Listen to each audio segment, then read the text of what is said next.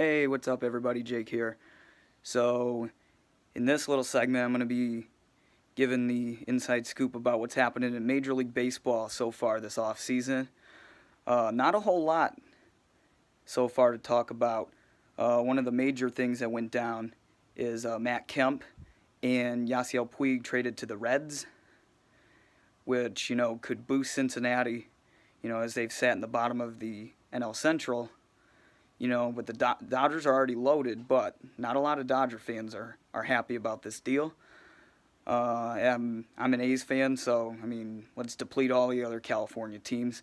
But anyhow, I think this is a great move for Cincinnati to get some offense in their lineup, to complement Joey Votto, and their other guys, Scooter Gennett, and some of the other young stars that the Reds have. So getting Matt Kemp, the veteran, in there, and getting Yasiel Puig in there would also help their offense, but they also gave up Homer Bailey, one of their best pitchers, to LA. So, this could go one in two directions for the Reds. They could either go downhill, as they have the last few years, or they could be on the uprise, and be a team to compete with the Cubs and the Cardinals in the NL Central. Some other talks in the offseason are about Manny Machado, former third baseman and shortstop for Baltimore. He needs to get out of Baltimore, and I think the Yankees would be a good fit for him, but who knows if the Yankees are going to go after him. As they've said, we might not go at... Yankees said we might not go after him, but who knows? The Yankees have the money to get anybody in all Major League Baseball, as well as Bryce Harper.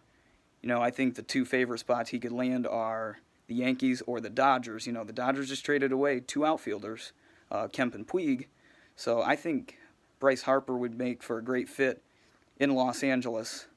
So to me, look for Bryce Harper to be wearing the royal blue next year for the Dodgers. And also I believe that Manny Machado, look to see him in pinstripes next season. So the second thing I'm going to be going after is the National Hockey League. A lot to get into with hockey as we're almost halfway through the season. One of the big stories so far has been the Tampa Bay Lightning. They've been rolling through their schedule, and they sit at the top of the league. To me, they're going to win the President's Trophy, and they're going to lock up home ice throughout the playoffs, which is a big advantage. Nobody likes to play at Tampa Bay. So, Lightning, they could win the Cup this year. This could be their year. Another team that's on the uprising, Western Conference, the Flames, Calgary Flames, led by Johnny Gaudreau and Sean Monahan.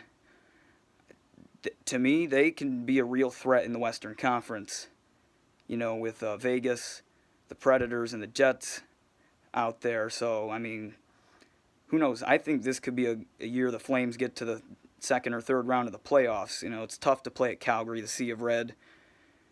That home ice, the good home ice. So a lot going on there. So look for Calgary to make a surge down a stretch here. Speaking of surge, the Carolina Hurricanes. For those that don't know, the Canes, after every game, they do what's called the Surge. So they do the Viking skull clap, and then they do an epic celebration. They've done a tunnel and have, I think it's Svechnikov. I think that's who it is. Not 100% sure. He slid from mid-ice into the goal. A great celebration. They do the dominoes. So the Canes, they've been rolling lately. It's always tough to play at Carolina. A rowdy fan base there. And I like what Rob Brindamore, their coach, former captain for Carolina, what he's been doing in his first year with Carolina. So maybe look for them to make a run in the East, but the teams to beat there are going to be the Bruins and the Toronto Maple Leafs, with Mike Babcock, former Wings head coach. The Leafs with John Tavares, Austin Matthews, a great team there. Couple other teams to look out for, the Winnipeg Jets. Again, tough to play at Winnipeg, especially in the playoffs, with Dustin Byfuglien. Winnipeg, they've come on. Last year they made a run in the Western Conference Final. Not a lot of people saw that coming. So look for the Jets to make a statement in the postseason. And another team that's been disappointing so far is the San Jose Sharks. I mean, growing up, the Sharks, they'd always beat the Red Wings in the playoffs. They'd cause some problems in the West. The Tank's a tough place to play as well. A lot of great home ices in the NHL, besides Florida Panthers. That'll be a later discussion. But I'm not real happy with where the Sharks are going so far. But, all it takes is a streak to go on the upcoming. And the last team I'm going to get into is the Buffalo Sabres. Jack Eichel, leading the way. Sabres have been absolutely horrible these last few years. And they've done what the Sixers have done, not really tank, but they've been real bad, and they've gotten some good draft picks. So if Buffalo can surge into the playoffs, I think they can make a run and maybe upset a couple of teams. Again, you got the Washington Capitals. They've been consistent with Ovechkin and all those guys. So a lot going on in the NHL, and we'll see what happens down the stretch here.